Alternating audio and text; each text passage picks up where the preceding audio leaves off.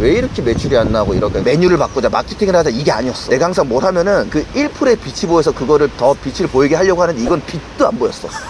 불황이 아니라 초불황, 초초불황으로 지금 들어왔거든. 자는 시간, 아니지, 자는 시간에도 꿈도 돈 버는 꿈 꾸고 그렇게 생각하다 보니까 그 맥을 짚기 시작하는 거죠. 브랜드가 인건비 플러스 코스트가 60%가 넘는 건 그 창작자의 문제다. 올해 회사의 예상 매출은 어느 정도? 355? 개설을 엄청 많이 하고 그런 건 아니니까 한 400억? 25평 정도 테이블 13개에서 배달 테이크아웃 안 하고 1,350만 원? 단위가 달라. 12월 4일에 장사하는 사람들 위해서 세미나를 준비하고 있잖아요. 이런 분들은 많지 않을 거라 생각해요. 아마 강의도 한 번도 안 했을 거예요. 팔리는 브랜드를 잘 하는 것 같아. 누구나 아는 브랜드들 많이 했습니다. 뭐 특정 종목의 업계 1위. 어떻게 내가 살아남을 수 있을까에 대한 고민을 지금 나도 하고 있잖아. 근데 나뿐만 아니라 우리 강의에 들어온 사람 다 할 거 아니야. 내가 이번에 시장 조사를 하면서 느꼈던 것들.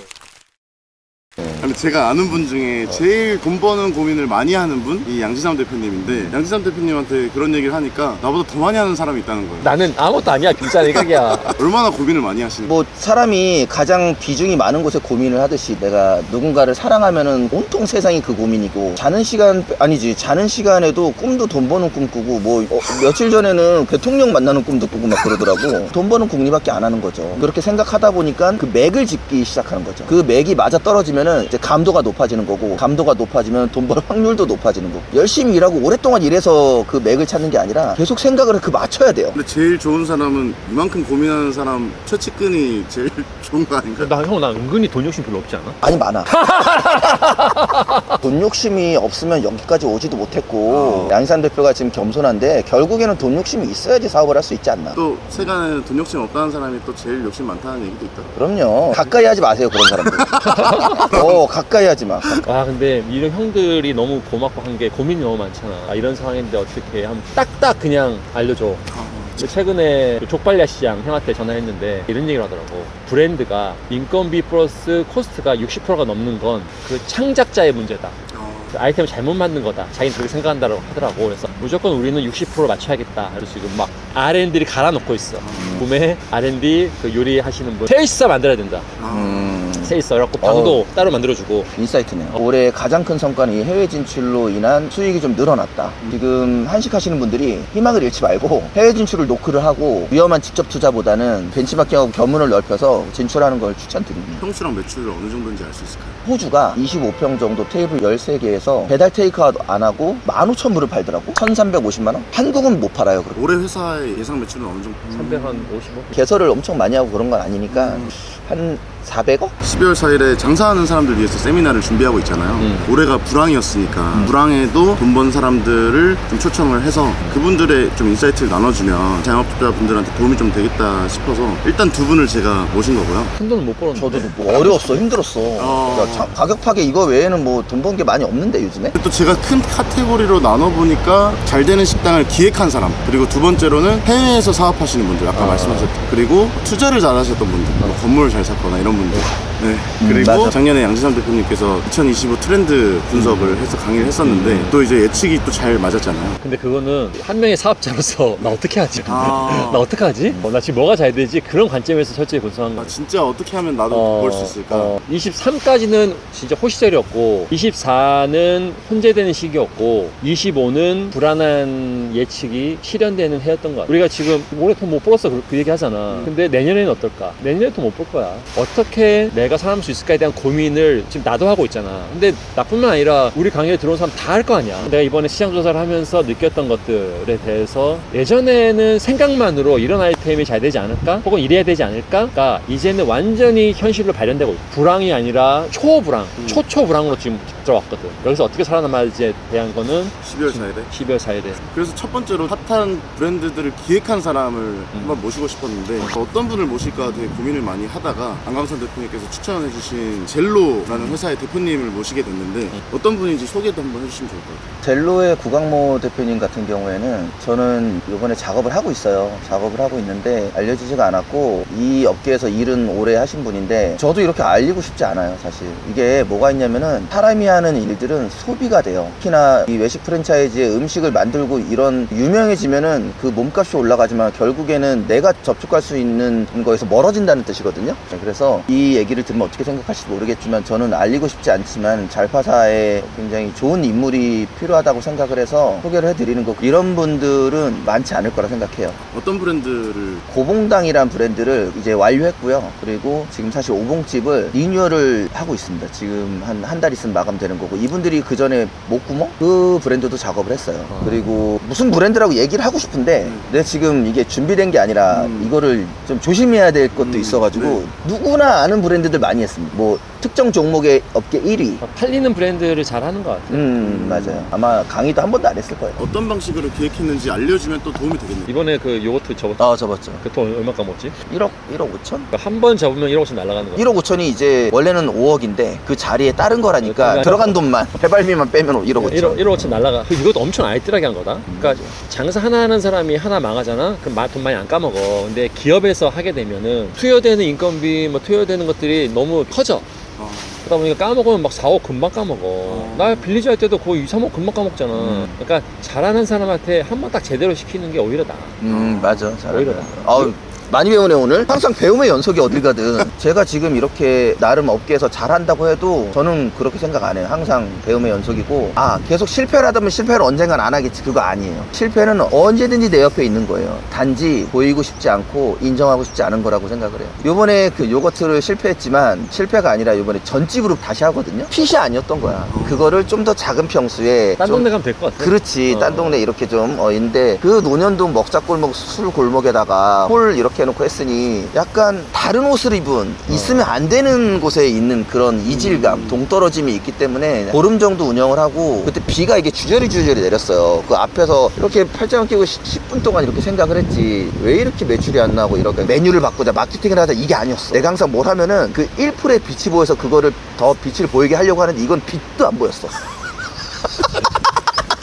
모든 책임 내가 있는 거야. 내가 이 점포를 하라고 컨펌했지. 내가 요거트를 하라고 컨펌했지. 다 내 책임. 빛이 안 보여. 1%도 안 보이니까 그 비가 주적주적 내려온 그 저기에 매장을 보면서 전이 없네. 술골목에 전으로 해야겠네. 강선이 형이 카드 긁어준 모든 외식 하시는 분들 전집으로 오십시오. 각자 계획 예산 50만 원씩 하셔야 됩니다. 그리고 두 번째로는 해외에서 사업하시는 분들이 올해 이제 돈을 많이 벌었다 이야기가 있고 저희가 실제로 싱가포르, 홍콩 뭐 이렇게 가서 또 다 보고 왔잖아요. 그래서 문종호 회장님이 한국에 와서 강의를 해주기로 하셨어요. 회장님 어떤 분인지 한번 소개도 해주시면 좋겠어요. 추진력이 장난 아니야. 원래 한국에서 사업을 많이 하시다가 코로나 때 다 힘들잖아. 그래서 홍콩으로 가셔가지고 건포식육이라는 고깃집을 하신 걸로 알고 있어. 거기서 근데 잘 터진 거지. 몇 개 이렇게 하시고 거기 홍콩에서도 한 20개? 불과 1호점 하나 오픈했던 데가 엊그제인데 지금 싱가포르에서도 지금 엄청 많이 또 확장하셨더라고. 이건 1년도 안 된 것 같아요. 그러니까 와, 그 추진력 어디서 나오는 건지. 네, 보니까 잘 되는 조직일수록 높은 사람이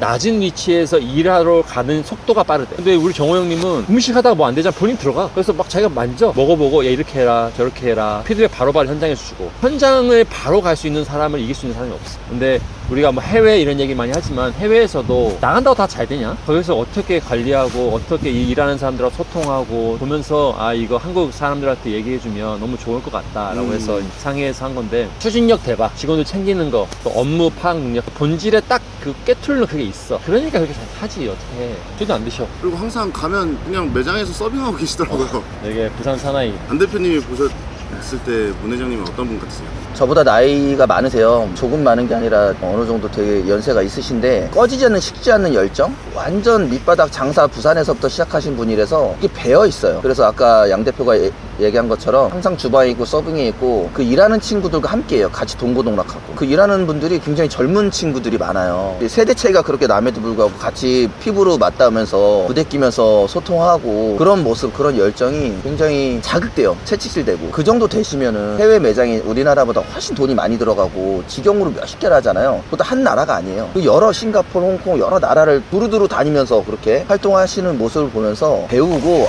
나도 현업에 계속 남아있으면은 저렇게 따라가야겠다, 본받아야겠다 이런 생각을 갖게 하는 분이시고 한국에서 강의를 하신다니까 참 기대가 됩니다. 25년 경기가 너무 안 좋고 불황이었는데 반대로 부동산은 또 많이 올랐잖아요. 그 중에 한 분으로 안광선 대표님이 생각이 나서 조심스럽게 강의를 요청드렸습니다. 강선이 형 강의는 나중에는 휴머니즘과 투자와 모든 것을 총망라한 한 시간이지 않을까. 근데 형이 또 사업적 영향이 또 많아. 경험이 많아. 한 방에 5번집이 나온 게 아니야. 그 전부터 완나스토어부터 대마족발 자기만의 사업에 또 레이어를 많이 쌓아오고 그러다 보니까 또 이렇게 인사이트도 나오고 더 궁금해 전화하면 거의 다 알아. 아는 척하는 것도 있어요.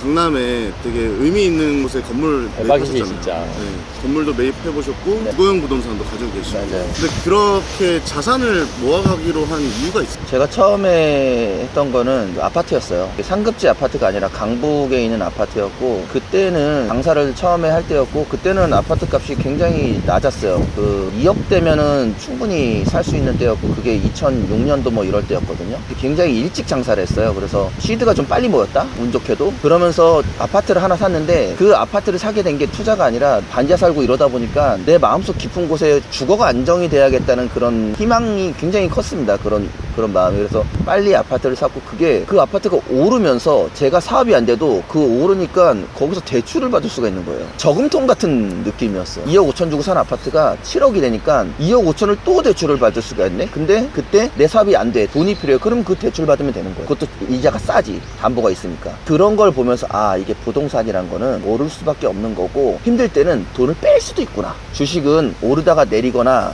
맨날 내 마음도 흔들리고, 근데 부동산은 시세도 안 보고 가만히 있다 보면 어느새 2배 올라와 있고 이러니까, 그때부터 제가 계속 주거용으로 하다가 건물로 넘어가고, 그렇게 항상 내 옆에 밀접하게 친구처럼 계속 부동산과 레버리지, 금융 이런 거를 옆에 계속 뒀던 것 같아요. 그게 지금의 이런 복리효과가 돼서 좋은 결과도, 나름 좋은 결과도 있지 않았나. 한 번의 좋은 경험이 이제 계속 이어져 온 거네요. 그쵸, 한 번에 그렇게 된 건 아니에요. 지금 부동산 거래는 제가 상가 말고 집이랑 건물만 해도 한 6, 7개 될 거예요. 마지막에 매입해서 리모델링까지 한 건물 있잖아요. 네. 그 건물 사례도 간단하게 한번 말씀해 주시죠. 아, 저는 외식 프랜차이즈 사업을 하는데, 다른 사람들이 생각하는 굉장히 많은 돈이 들어오고 굉장히 큰 돈을 벌었다 생각하지만, 저는 그 정도가 아니었어요. 나가는 돈도 많고 조직이 커져야 되고 부대 비용이 많았기 때문에, 내가 이 회사를 팔지 않으면은 우리를 지킬 수 있는 거는 언젠가는 바닥날 수도 있겠구나. 그래서 우리가 일을 할 수 있는 공간을 가지면서 그 프라이드도 높이면서 자산이 되면서 그 자산 가치가 인플레를 충분히 방어할 수 있는 그런 거를 만들어야겠다고 한 게 그게 건물이었고, 그 웬만하면 좀 상급지로 가야겠다 해서 건물을 알아보던 중에 저희 회사의 분수에 맞지 않게 좀 큰 건물로 했는데, 그게 잘 매입을 했고 리모델링을 통해서 가치를 올렸고, 지금 저희가 그 위에 사옥으로 쓰고 있고, 또 가맹점을 입문시켜서 1층에 가맹점이 들어와 있고, 지금의 모습은 굉장히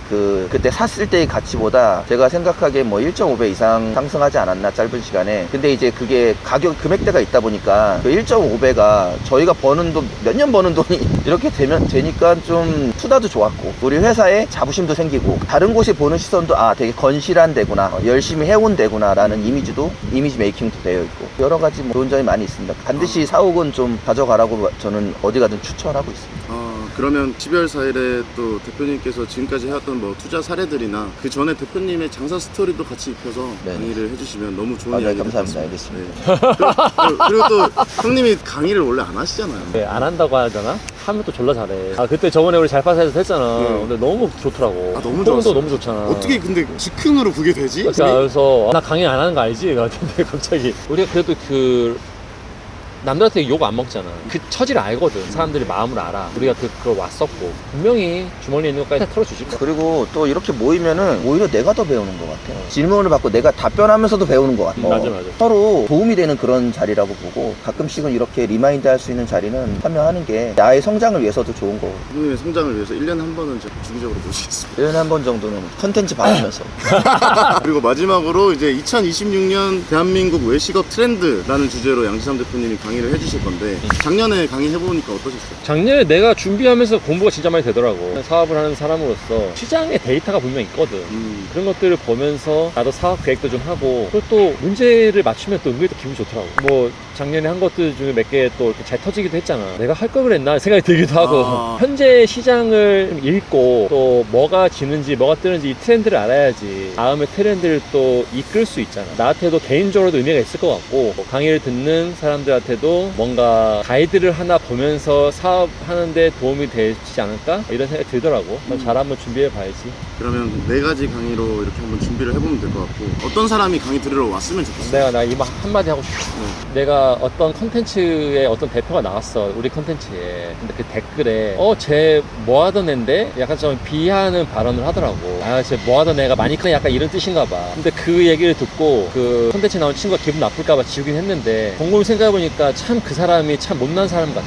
옛날에 그 뭐 했던 사람은 지금 이렇게 성장해서 이런 회사를 만들었는데, 옛날 그 모습을 계속 얘기하면서 뭐 옛날에 뭐 했던 애가, 우리 학창 시절에 뭐 누구 만나면 야 옛날에 내 가방 들던 애가 많이 컸네 막 이렇게 하잖아. 가방 들던 애가 성장할 때 자기는 뭐 했냐 이거야. 그러니까 우리 강의에 들어오는 사람들은 성장하고 싶은 사람, 지금 현재에 만족하지 않고 뭔가를 만들어보고 싶은 사람, 그런 사람들이 왔으면 좋겠어. 정주영 회장님도 쌀 배달했어요.